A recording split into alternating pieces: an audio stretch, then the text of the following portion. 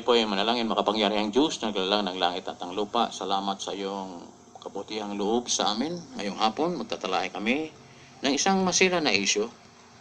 Ngunit, bigyan mo po kami ng talino at unawa upang maunawa namin ang isyong aming tatalakayin ngayong hapon na ito. Pagpalay mo po ang mga nakikinig sa ilang mga tahanan sa pangalan ng ng iyong bugtong na anak, hallelujah, precious name and forever. Amen. Ngayon, tatalakayin po natin ngayong hapong ito ang sitwasyon ni Kristo. Kasi dito kasi sa monotheism, ang Trinity kasi, sinasabi ng Trinity na si Kristo ay kasama doon sa one God. Kaya dito, ating tatalakayin kung ano talaga si Kristo ayon sa Biblia at sa pundasyon ng aming pananampalatayang Seventh Adventist ayon sa kasulatan ni Ellen G. White. Yun ang aming kinikilalang propetisa sa aming rayon. Kaya, I will consider the two arguments, the Bible and the Spirit of Prophecy. I-consider ko ang dalawang argumento dito, ang sa Biblia at sa Espiritu Santo. Para ating mabalansi kung ano ang sinasabi ng propetisa ng Seventh Adventist at ng Biblia. Kung sila ba ay pantay o pareho ba ang kanilang sinasabi tungkol sa kay Kristo. Kaya, yan po, medyo masila ng konti. However, kailangan lang natin yung isang matalinong pag-iisip at ating unawain mabuti kung ano ang sinasabi ng Biblia at ng Spirit of Prophecy. Okay. Ang unang talata na ating babasahin ay mababasa natin sa Exodus chapter 2 Exodus chapter 3 verse 2. Sa English, sabing ganyan ito. And the angel of the Lord appeared unto him in a flame of fire out of the midst of a bush. And he looked, and behold, the bush burned with fire, and the bush was not consumed. Ang anghel kuno ni Yahuwah, o ni Yahuwah, Almighty Father, Yahuwah Most High, ay nagpakita sa kanya sa flame of fire. Kanino? Kay Moses, sa Horeb, sa burning bush. Ang tawag nito sa kanya ay Angel of Yahuwah, Angel of the Lord. Almighty Father. This is the angel of the Almighty Father, Yahuwah Most High. Pumunta siya doon. Mayroong apoy, pero hindi nasusunog yung bus. Yung kahoy, hindi nasusunog. And so, nang lumapit siya doon, mayroong boses siyang narinig. Huwag kang lumapit, Moses, dahil ang lugar na kung saan ka ay banal na lugar. Kaya kunin mo yung sapin, yung sandalyas mo, at dahil yung lugar na ito ay banal.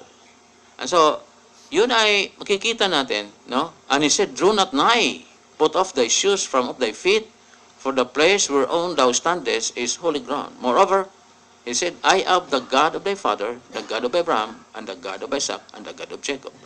Sino ngayon ang tinutukoy dito? The God of Abraham, the God of Isaac, and the God of Jacob. Mayroong anghel doon no?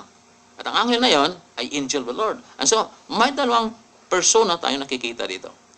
Isang anghel at yung may-ari ng anghel. Sino yung anghel na yon? At sino naman yung the God of Abraham, the God of Isaac, and the God of Jacob? Okay? I am the God of thy father, the God of Abraham, the God of Isaac, the God of Jacob. Kaya dito makikita doon, isang anghel at isang Diyos ni Abraham, Diyos ni Isaac, the God of thy fathers. Okay? Punta tayo sa Exodus chapter 14, verse 19.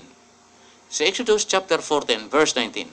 And the angel of God, which went before the camp of Israel, removed and went behind them, and the pillar of the cloud went from before their face and stood behind them. And so dito, nang lumabas ang mga Israel sa Egypt, makikita natin na mayroong anghel doon. No? At ang tawag sa anghel na ito ay the angel of God, which went before the camp of Israel, removed. Umalis siya and went behind them. At andun siya. Nasa likuran. Okay? And the pillar of the cloud went before their face. And so mayroong angel of God doon. At yung may pillar of fire at may cloud. Okay? At umalis yon at doon sa likuran nagplastar. Yung angel of God, yung pillar of fire, and a cloud. And so may tatlo doon ha. Angel of God, pillar of fire, and the cloud. Okay? And so, and it came between the camp of the Egyptians and the camp of Israel. Pinagitnaan niya ang kampo ng mga Egyptians, yung humahabol kina Moses. Pinagitnaan niya yon ng angel of God.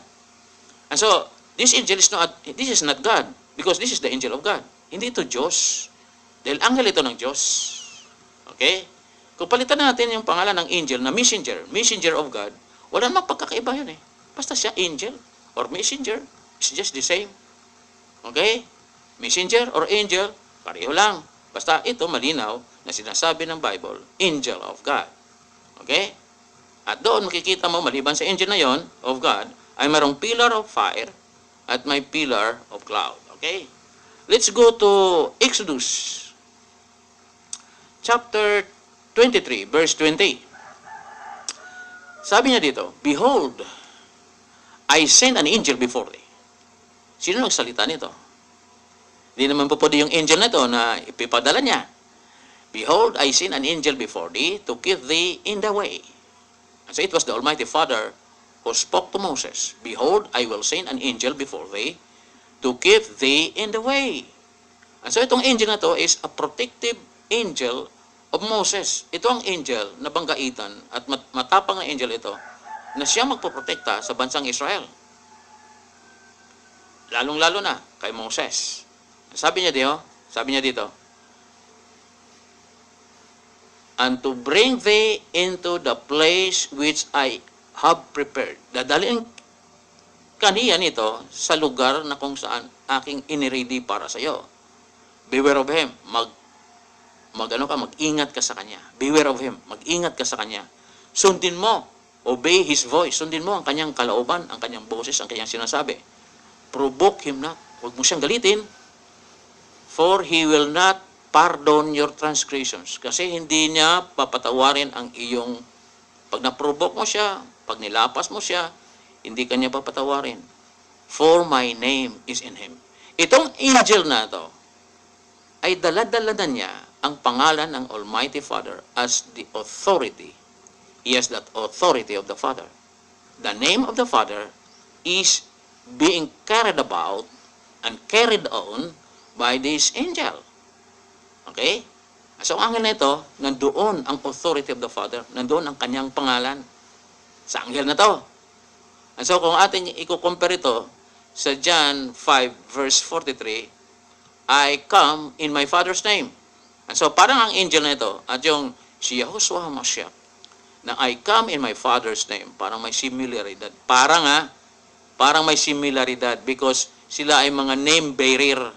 They are the one carrying the name of the Almighty Father. This angel also is the one carrying the name of the Almighty Father. For my name is in him. Okay, tandaan natin ha. Itong angel na ito, name bearer ito ng Almighty Father. The name of the Father is carried on by this angel. Yeah, okay? And so, yun ang angel na yun. Ipapadala niya. Let's go forward with our study about this person. Okay? Exodus 32 verse 34. Exodus 32 verse 34. Therefore, now go.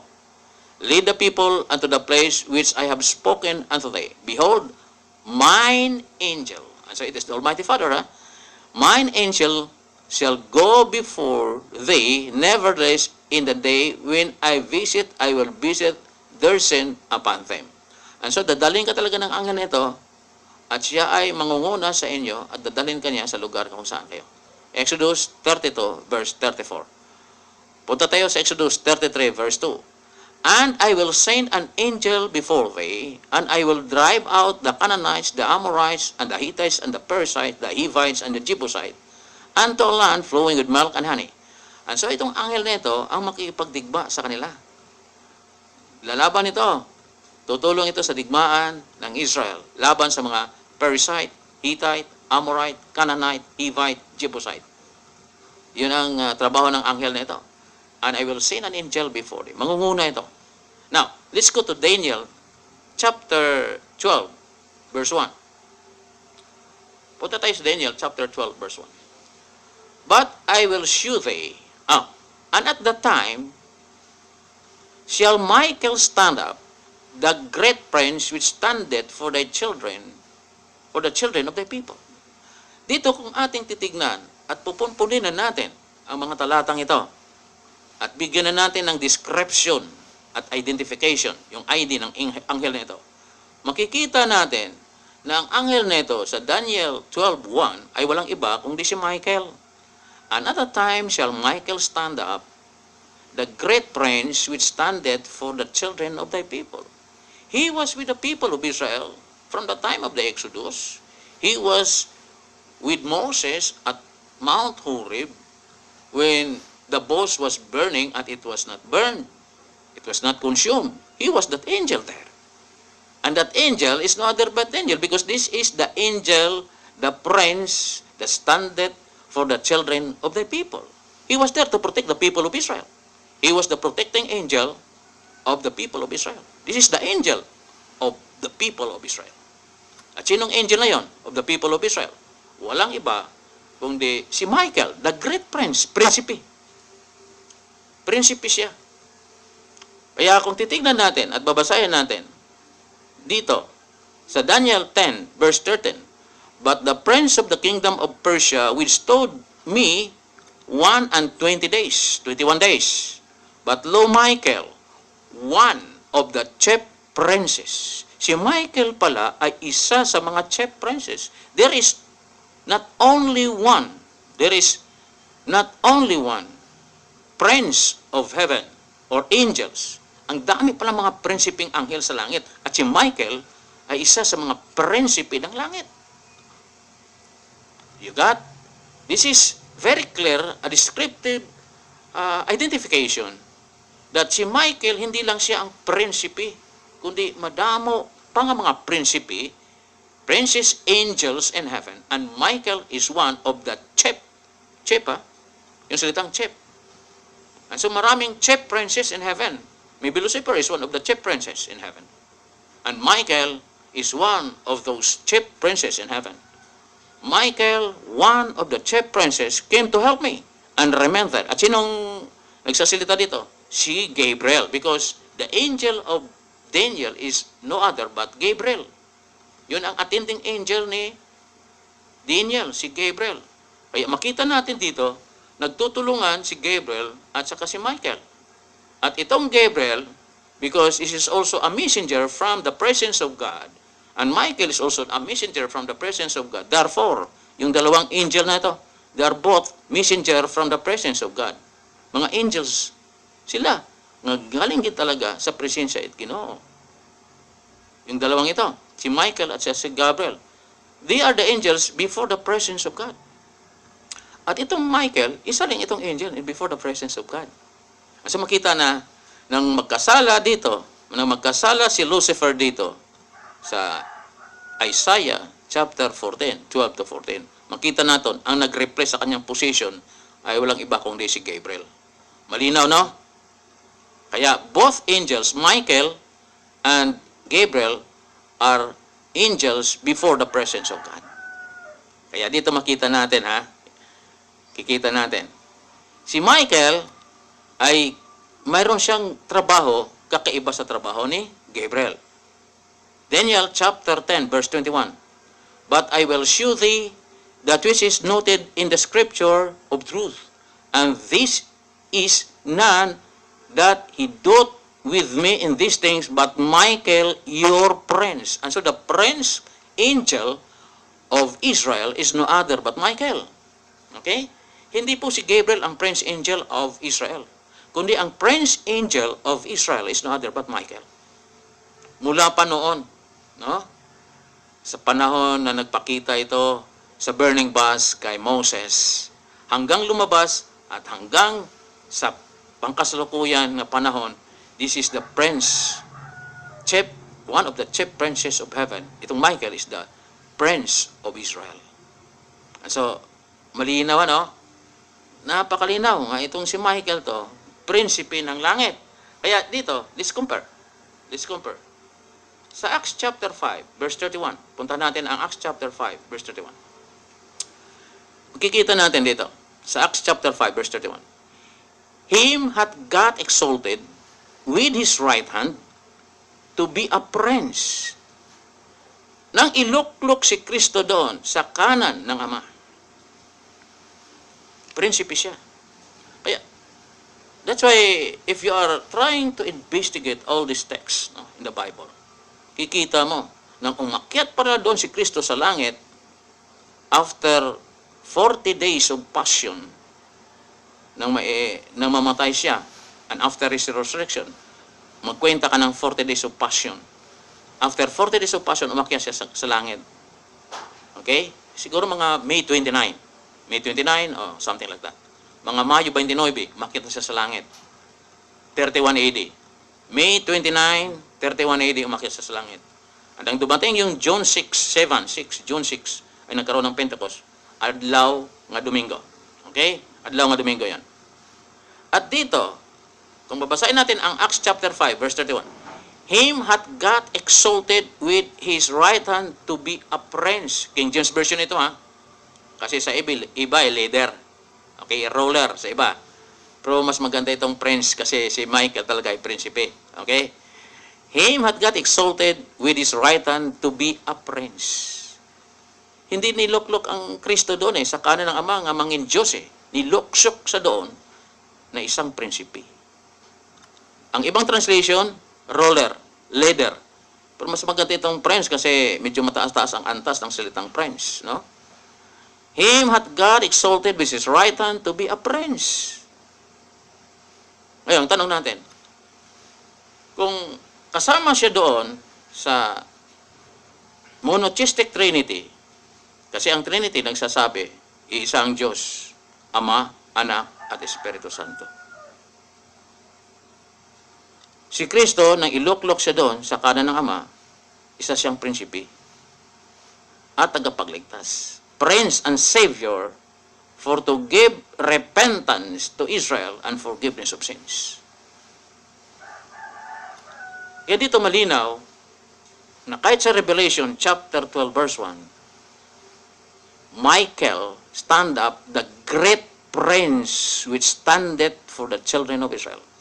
At hindi tayo po pwedeng magkakaiba sa interpretasyon sa Revelation chapter 10. The great angel standeth, whose right foot is on the sea, and ang left ay nandito sa lupa. Walang iba si Kristo diyon. Angel din yan. The great angel. Hindi tayo nagkakamali doon. At pare-pareho tayo ng interpretasyon doon. Kahit sino mga pastors dyan ng Seventh Adventist, pare-pareho tayo dyan. Dito, nililiwanag lang natin ang issue nito sa Trinity. Dahil ang Biblia nagtuturo at nag-identify na si Kristo ay mayroon siyang position. Isa siyang prinsipe ng langit. At yung angel na yun, nadala-dala ang kanyang pangalan. It was the angel of the covenant. Now, dito sa Revelation 22 verse 16, Jesus, atong Bible atong Bible Jesus ang nakalagay. Pero para maging fair tayo, kasi ang ginagamit ko ay Hebrew. And so, Jesus, or Yahushua, have sent my angel to give you his testimony for the churches. And so, si Yahushua Mashiach may angel. Kasi prinsipe. Okay? So, may angel siya. Nagpadala siya ng angel to give you the testimony for the churches. I am the root and the offspring of David and the bright morning star. Pag sinabi mong morning star, mga kapatid, angel po yun. Wala pong ginagamit na morning star na hindi tumutukoy sa angel. Basahin natin ang ebidensya natin, ha? Ito pong ebidensya natin. Na ang morning stars ay angel.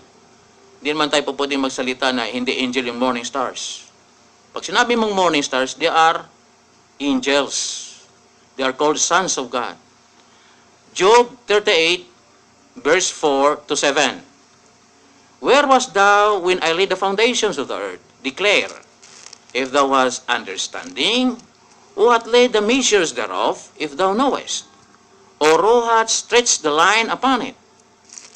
Whereupon are the foundations thereof fastened? or who laid the cornerstone thereof. When the morning star sang together, and all the sons of God shouted for joy. Kaya dito, i-compare lang natin ang Revelation 22:16 na si Kristo mismo nagdeklarar. Sabi niya, I am the root and the offspring of David, the bright morning star. Pag sinabi mong morning star, it is very clear, when the morning star sang together, they are all the sons of God. And so, sabi ko, parang na si Kristo ay nilalang din tulad ng mga angel. Nauna nga lang siyang sa lahat ng mga nilalang. The beginning of God's creation. Ebidensya natin. Si Lucifer ay tinawag din siyang son of the morning. Anak sa kabugtagon, sa kabugwason. Si Kristo gintawag man imaw, ginangkon na nga imaw ay bright and morning star. Bright morning star. Si Lucifer, sabi niya, morning star, son of the morning. Isaiah 14:12, how art thou fallen from heaven, Lucifer, son of the morning.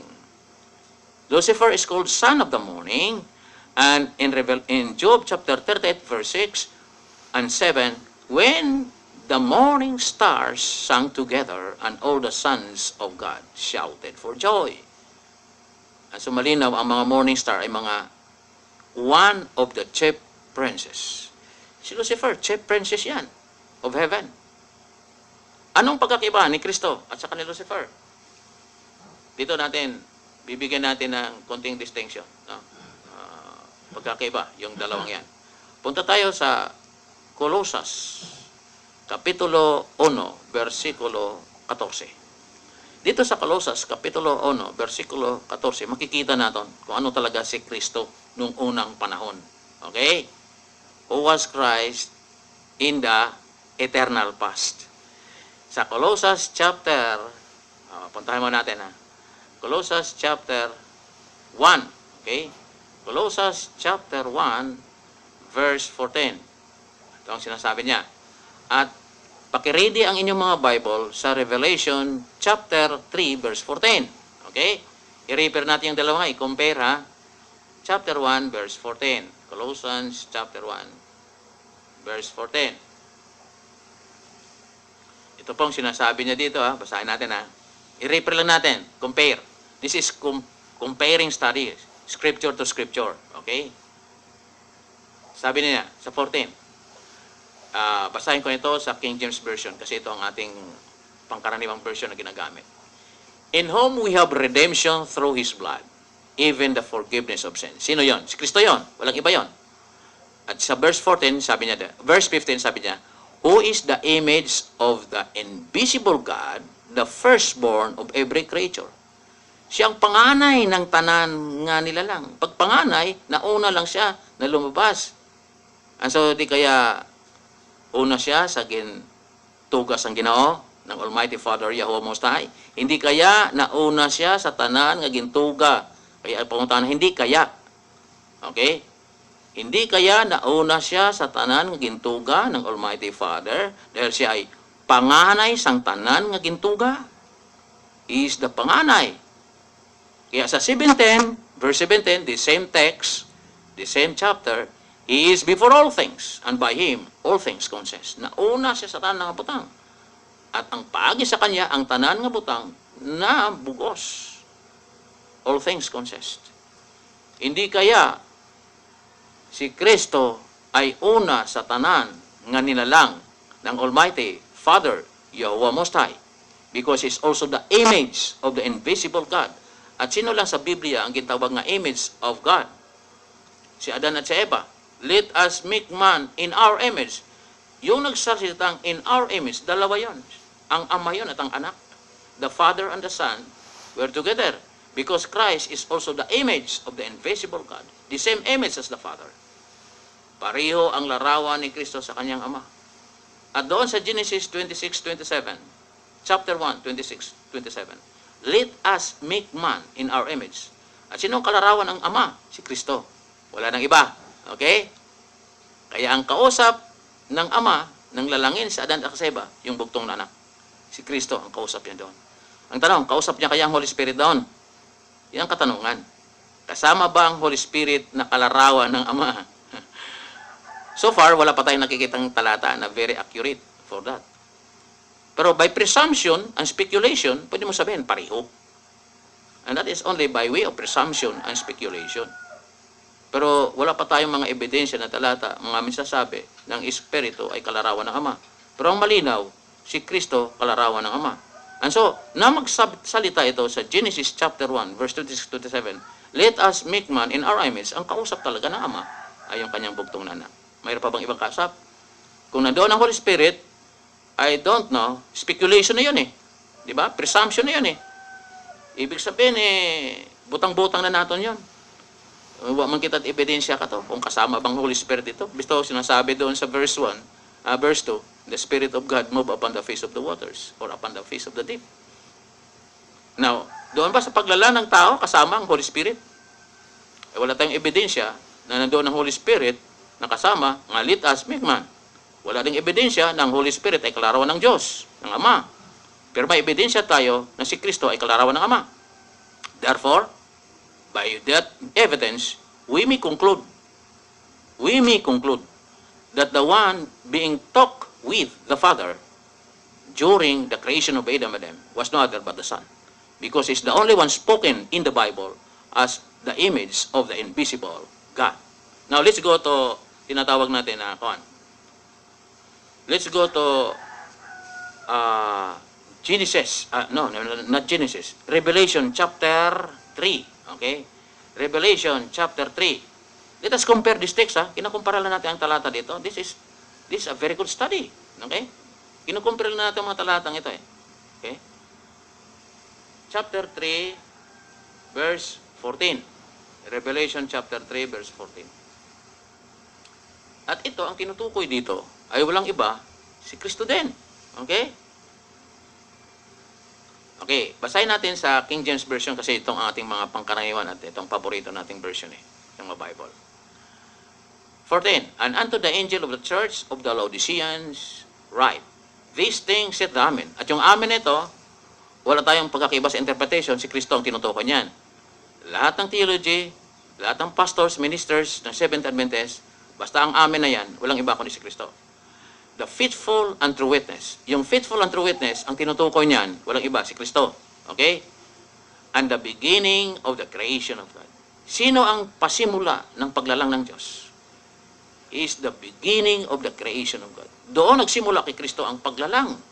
Is the beginning of the creation of God. Kaya kung basahin natin, no? Firstborn siya. Firstborn. Kung firstborn panganay, nauna siya sa tanan nga gintugas ang Ginoo. Yun po ang implication doon. Huwag man kita conclude right away. But we are talking about the implication of firstborn, the word firstborn. The firstborn is prototokos. Ang ibang meaning ng firstborn na prototokos, first offspring, unang bata. Unang gintuga. Yun po ang implication ng salitang prototokos. Now, let's go to Psalms. Punta natin ang Psalms. Punta tayo sa Psalms, chapter 2. May sinasabi doon sa chapter 2 ng Psalms, verse 7. Okay? Psalms chapter 2, verse 7. I-compare natin itong mga talatang to. Text-to-text comparison, comparative study ang tawag dito. Okay? Para makita natin ang tunay na liwanag. Okay? Verse 7. Sa Psalms chapter 2, verse 7, ito muna, basahin ko sa NIV, New International Version. I will proclaim the decree of the Almighty Father, Yahweh Most High. He said to me, you are my son. Today, I have become your father. Okay? Yan po ang nakasabi sa NIV. Punta po tayo dito. Wag muna natin puntahan ang King James Version. Isa-isahin muna natin yung mga translation nito. Okay? New Living Translation. The king proclaims the Lord's decree. The Lord said, you are my son. Today, I have become your father. Okay? The same as New International Version. Punta tayo sa English Standard Version para makita natin kung anong pinagkasasabi nila dito. I will tell of the decree. The Lord said to me, you are my son. Today, I have begotten you. The term is begotten. Okay? Now, pumunta tayo sa Complete Jewish Bible. Dito sa Jewish Bible, sabi niya to, I will proclaim the decree, Adonai said to me, you are my son. Today, I became your father. Okay? Now, let's go to interlinear. Mas maganda yung nag-aaral tayo, no? Let's go to interlinear. Siyempre, malalaman natin kung anong interlinear. Thou my son, sabi niya, thou my son, hast said, the Lord, the decree unto me, I will declare, have begotten thee this day. Yeledika. Yeledika. Okay? Yeledika. Ang termino sa Hebrew. Ang translation na word for word, have begotten thee this day. And so, ang tamang translation sa word for word ay begotten. Okay? Begotten ang tamang translation. Pero punta kaya tayo dito sa isang literal translation. Itong Young's literal translation. Tingnan natin kung ano ang kanyang sinasabi dito. I declare concerning a statute, Jehovah said to me, O Jehovah, thou art my son. Today have I brought thee up. Yung salitang brought thee up, iba yun eh. May meaning yun eh. No? Either he is nourished, o di kaya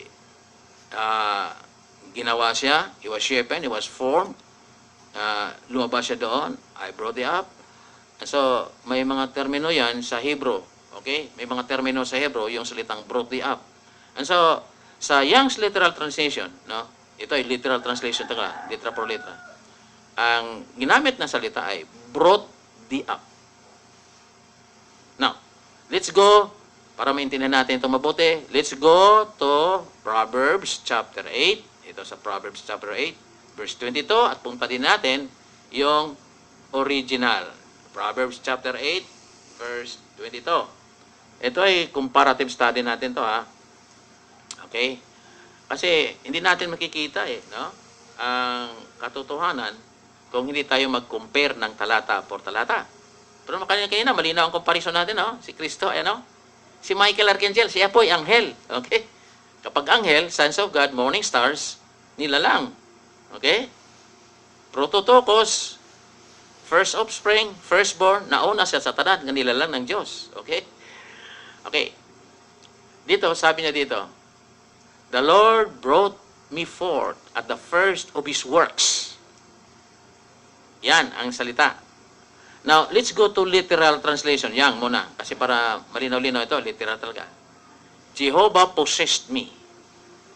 The beginning of His way before His works before His works since then, of old.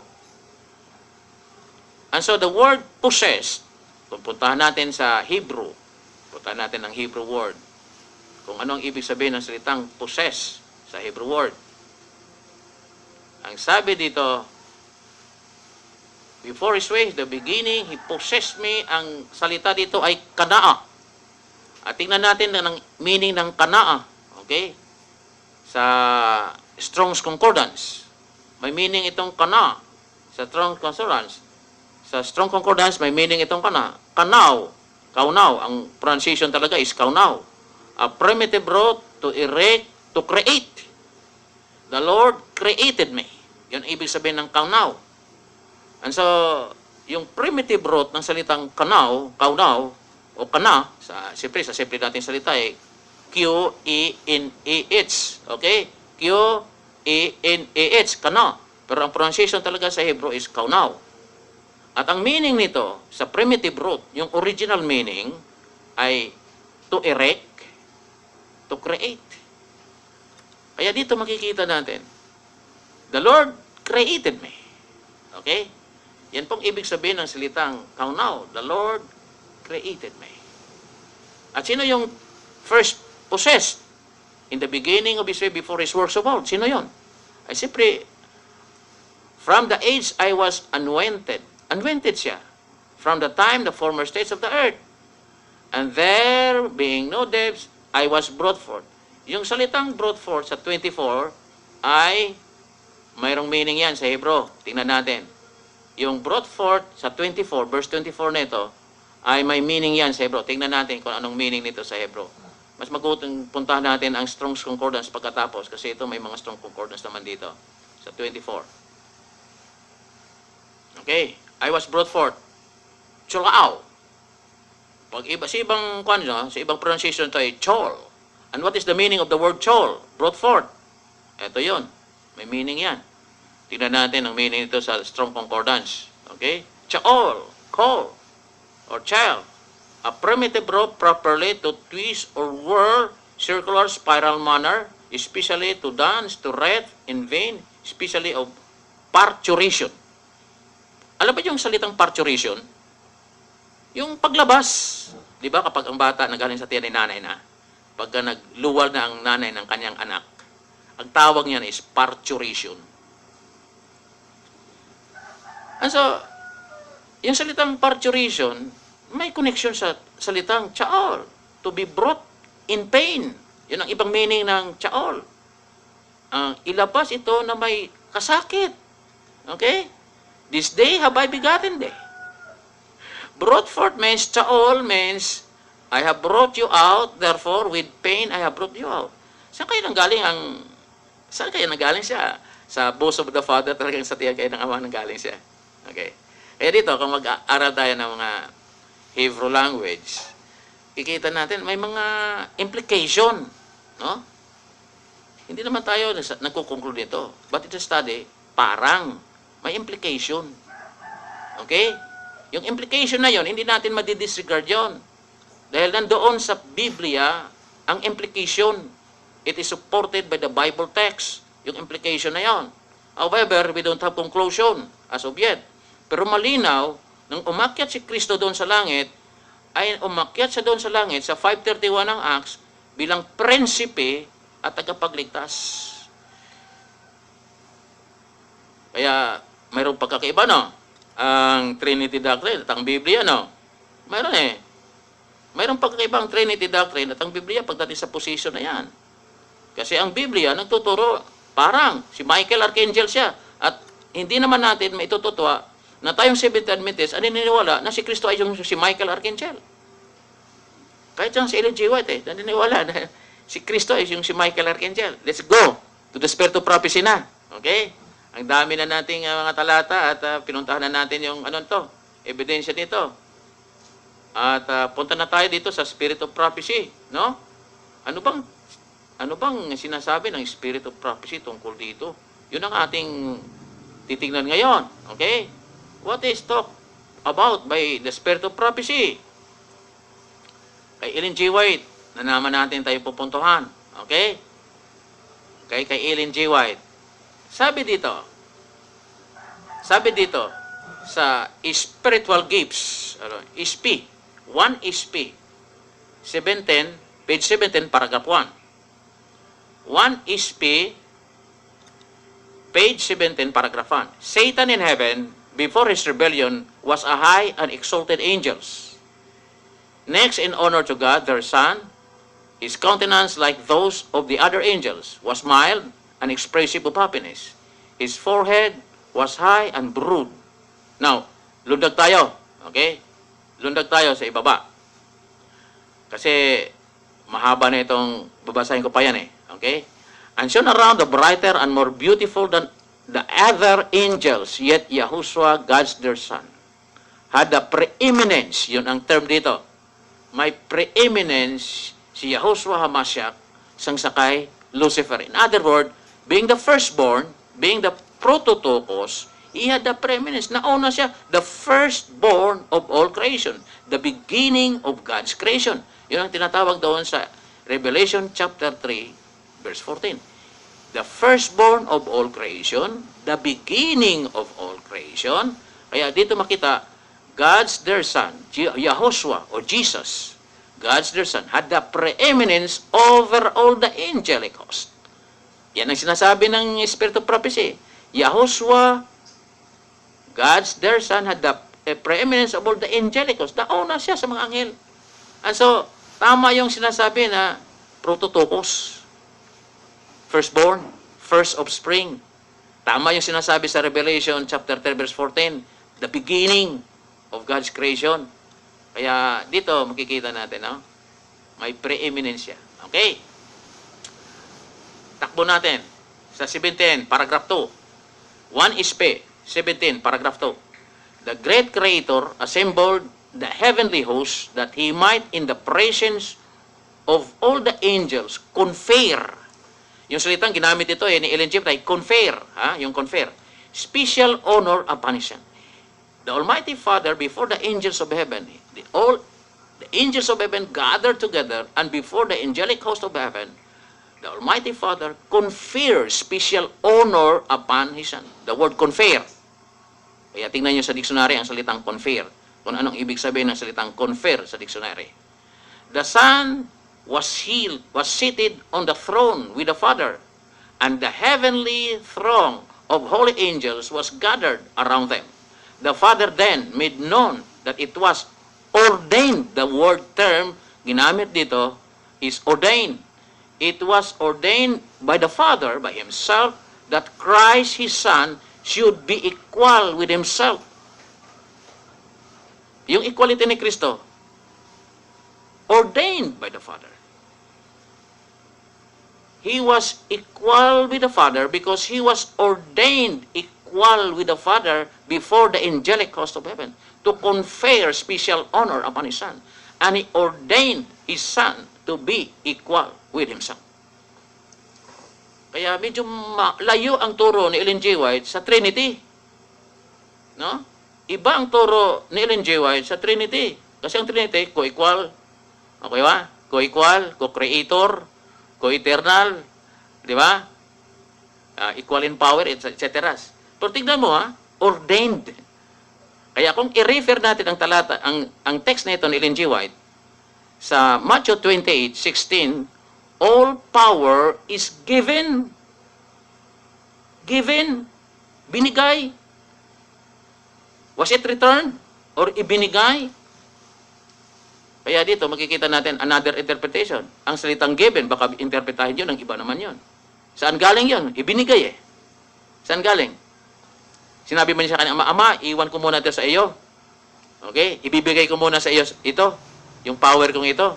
Pagkatapos kung magawa ang trabaho ko, ibigay mo rin sa akin yan. Given. Ganun ba yon? And so, let's try to have a good interpretation in this matter. Nire-refer natin ang mga talata sa Bible at ang Spirit of Prophecy. It was ordained by Himself, by the Father, that Christ, His Son, should be equal with Himself. Who ordained that His Son is to be equal with Himself. Kaya ang puntahan ni Mang Philippians chapter 2, verse 5, thought it not robbery to be equal with God. Hindi siya nag-isip na maging kapantay sa Ama. Okay, let's continue. The word of the Son was to be obeyed as readily as the word of the Father. His Son, He had invested with authority to command. The word is invested. And so, you go to the dictionary and find out the meaning of the word invested. With authority to command the heavenly host. Binigyan siya ng otoridad ng Ama. He invested that authority to the Son to command the heavenly host. At sino may authority noon? Na binigyan ng authority noon? Si Kristo lang. Okay? Dito. Tuloy natin yung pagbabasa nito. Yan po ay 1 HP, page 17, paragraph 2. Yan po yun. 1 HP, page 17, paragraph 2. Yun po sa Spirit of Prophecy. Okay? Ito punta natin sa 1 HP, page 19, paragraph 1. Angels that were loyal and true sought to reconcile this mighty, rebellious angel to the will of his Creator. They justified the act of God in conferring honor. You see?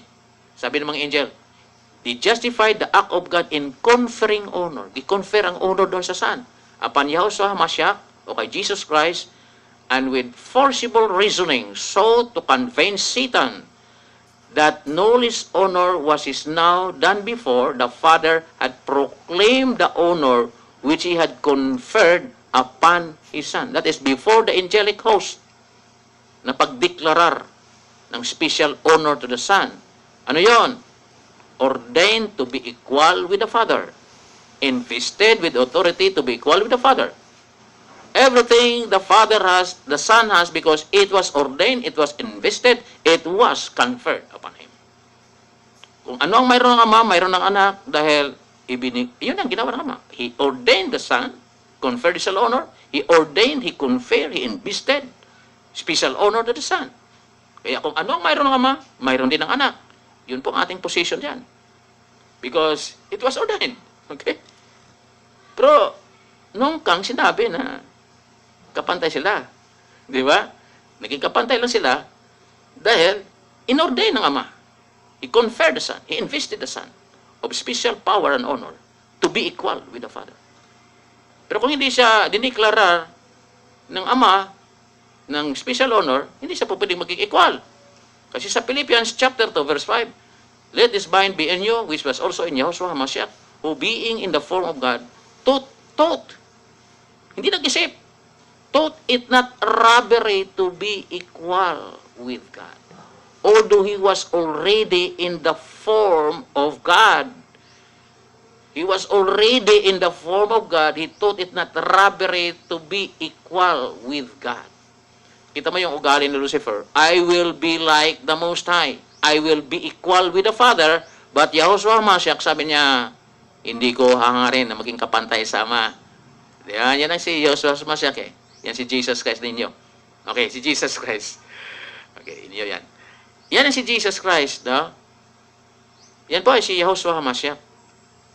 He never thought to be equal with the Father, but He was made equal by the Father to Himself. He was ordained by the Father to be equal with Himself. Now, let's go to the word angel. Tapos na tayo dyan sa special conferring authority and ordaining authority upon Christ.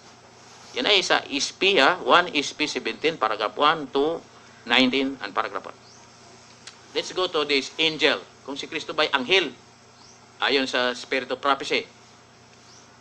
The patriarchs, ito ay mababasa natin ha.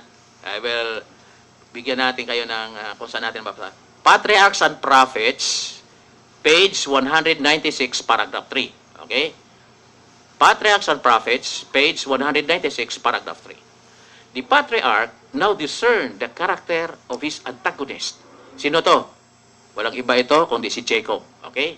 He knew that he had been in conflict with the heavenly messenger. Sinong heavenly messenger? Kapag sinabi mong heavenly messenger, angel. Okay? Heavenly messenger, that's an angel. And this was why his almost superhuman effort had not gained the victory. It was Christ, according to Patriarchs and Prophets, page 196, paragraph 3. At si Ellen G. White ang sasabi nito. Si Ellen G. White mismo ang sasabi. It was Christ, the angel of the covenant. Sino yung angel of the covenant? Si Kristo. Sino yung angel of the covenant? Si Kristo. Anghel ba siya? Hindi. Ayon kay Ellen G. White. He was the messenger of the covenant. He was the angel of the covenant. Sino yon? Si Kristo. Who had revealed himself to Jacob. It was Christ, the angel of the covenant, who had rebelled himself to Jacob. Sino si Kristo? Yung anghel na yon, nagpakita kay Moses sa burning bush, siya yun.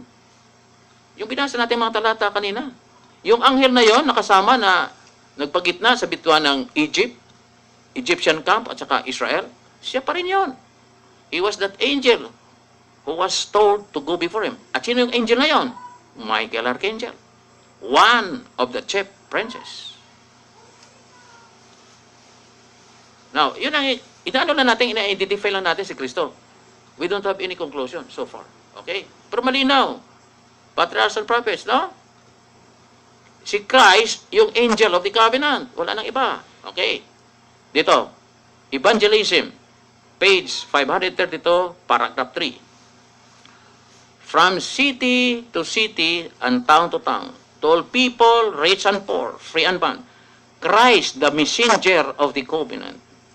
Palitan man mo ng messenger yan, angel pa rin yun. Okay? Wala nang iba yun. Angel pa rin yun. Palitan man mo ng messenger yan, angel pa rin yun. Because angels are messengers. Brought the tidings of salvation, how the people flocked to Him. Evangelism, page 532, paragraph 3. Hanapin nyo yan doon, okay? Itong pinakamatindi. Testimonies, volume 3. Okay? Testimonies for the Church, volume 3, 355. Sabi niya to, we may here learn precious lessons of the long-suffering of Yahushua, the angel who went before the Hebrews in the wilderness. Testimonies for the Church, volume 3, 355, paragraph 2. 355, paragraph 2. We may here learn precious lessons of the long-suffering of Yahushua, the angel who went before the Hebrews in the wilderness. Ay, sinong anghel yon? Kasi malinaw, sabi ni Ellen G. White. Yung anghel na yon ay walang iba, kundi si Kristo. Okay? Si Yahushua HaMashiach. Punta tayo dito sa Testimonies for the Church, volume 3 pa rin. Pero 339, paragraph 2. The Son of God, although invisible to the congregation, was the leader of the Israelites. Kaya yun ay si Michael Archangel, walang iba. His presence went before them and conducted all their travels, while Moses was their visible leader, receiving his direction from the angel, who was Christ. Kanino kumukuha ng direction si Moses? Sabi niya doon sa binasa natin na, ang pangalan ko sa kanya, huwag mo siyang suwayin ha, kaya hindi niya kanya papatawarin. Pag nagkamali ka, hindi kanya papatawarin. At sino yung anghel na yon? Who was that angel? Where Moses received the directions, that angel was Christ. Malinaw mga kapatid, kahit si Ellen G. White, Spirit of Prophecy, tinukoy niya na si Kristo ay isang anghel. That is very conclusive kasi malinaw naman no? Tinukoy ni Ellen G. White na si Kristo na namatay doon sa krus Kalbaryo ay yung anghel. Tinukoy yun ni Ellen G. White. Very conclusive yun Testimonies for the Church, volume 3, 339. Receiving his directions from the angel who was Christ. That's very conclusive. Ay kung si Ellen G. White nagambal sila, paano natin ambalon na, mali yan, Ellen G. White. Propita ka namin, pero mali yung tinuturo mo yan Pwede mong kritikuhin ang interpretation ka ran. Di ba? Kasi gusto mong ilabas si Kristo Diyos no? At ako'y naniwala si Kristo Diyos naman. Wala naman ako problema doon. Di ba? Pero anghel talaga siya Siya talaga si Michael Archangel Wala nang iba baguhin mo, bahala ka. Sa Acts chapter 5, verse 31, prinsipe siya. At yung si Michael Archangel ay prinsipe yun. Bisan sa New Testament, he was called Prince and Savior. Kaya mayroong problema talaga ang doktrina ng Trinity about the nature and original nature of Christ. Mayroon talagang problema ang Trinity doon. Di ba? Ngayon, kung tayo gagawa ng doktrina na atin-atin ang doktrina without considering the Spirit of Prophecy at kung ano yung tinuturo ni Ellen G. White, ay baka lumipad ang isip mo doon, mabungo, maumang lang ikaw. Kaka-explain at kaka-explain. Nga man, ay ang tayo ng iyong Spirit of Prophecy, si Kristo ay anghel. Okay? Yan ang tayo ng Spirit of Prophecy, angel siya Pwede mo rin takuhin ang explanation siya. You can make several interpretations out of this. Kaya lang, hindi mo po pwedeng sabihin, sinabi na ni Ellen G. White receiving the direction from the dead. Very accurate Who was Christ. Testimonies for the Church, volume 3, 339, paragraph 2. Kaya dito, sa akong pagtanaw, salitang prototokos, hindi applicable sa Ama yan. Ang salitang first begotten, hindi applicable sa Ama yan. Okay? Yung salitang angel, hindi applicable sa Ama yan. Yung salitang sons of God, hindi applicable sa Ama yan. Yung salitang morning stars, hindi applicable sa Ama yan. How come they become equal? Because He ordained His Son to be equal with Him.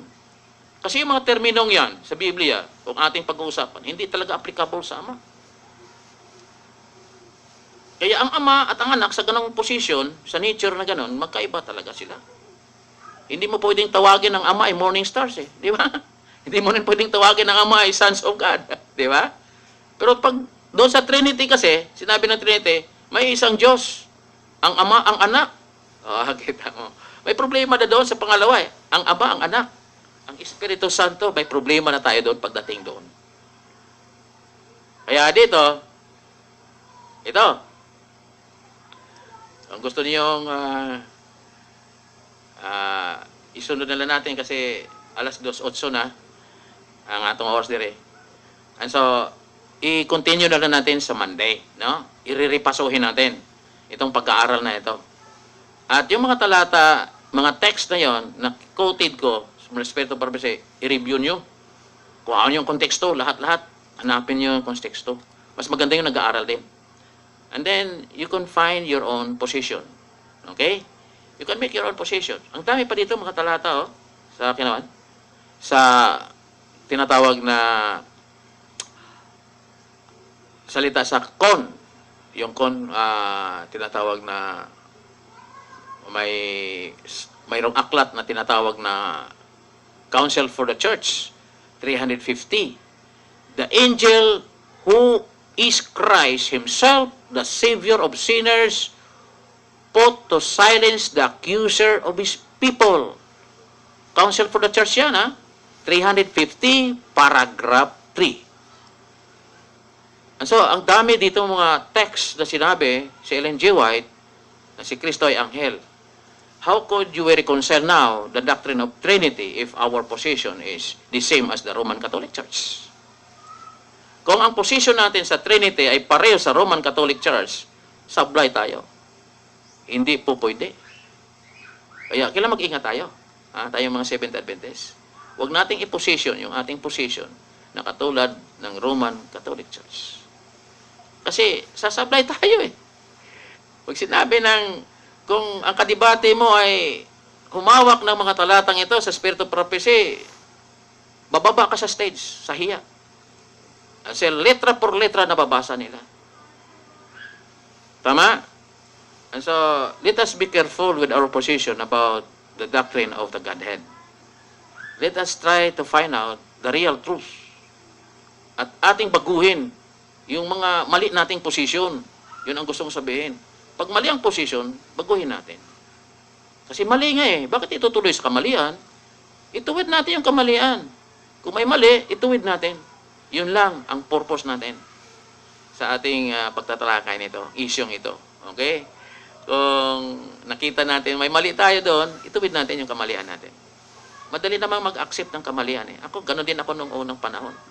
Pag itinayo ko yung doctrine ng Trinity, si Kristo Diyos. Itanong mo sa mga ko dati, sa mga kakausap ko dati dyan. Ganun ang position ko.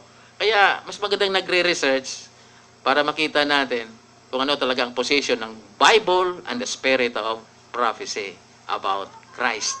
Okay? Kaya, here, there are space and time for change. May mga lugar, mahawak mga lugar, apo pang mga panahon, nga tayo magbago sa ating mga maling akala at maling posisyon tungkol sa katuruan ng Santissima Trinidad. Pero hindi pa ito natatapos ngayon yung ating pag-aaral nito. Although, nakikita na natin ang malinaw na posisyon ng Biblia at ng Espiritu ng Kula. And so, God bless everyone at tayo po ay manalangin. Makapangyarihang Diyos, naglalang ng langit at ang lupa. Salamat po sa pagkakataong itong ibinigay niyo sa amin na nakatalakay kami ng mga bagay nito at nakita namin ang malinaw na itinuturo ng Biblia at ng Spirit of Prophecy tungkol kay Kristo. At harinawa, Almighty Father, kung may mga stereotype mentality kami, may mga kaisipan kami na noon pa namin minana, ay maalis na ito ng mga kaisipang ito at mabago namin ang aming direksyon, ang aming pag-iisip sa tamang direksyon ng katotohanan na itinuturo ng Biblia at ng Spirit of Prophecy. Bless us today and forever. Sa pangalan ng iyong bugtong na anak, hallelujah, precious name, Amen. Ari nawa ang Panginoon ang magpala sa bawat isa sa atin.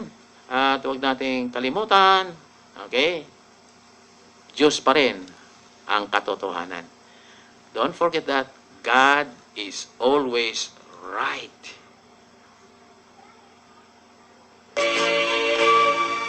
I want Him to to have control and be the breath of life in me. I'd rather have Jesus, I'd rather have me.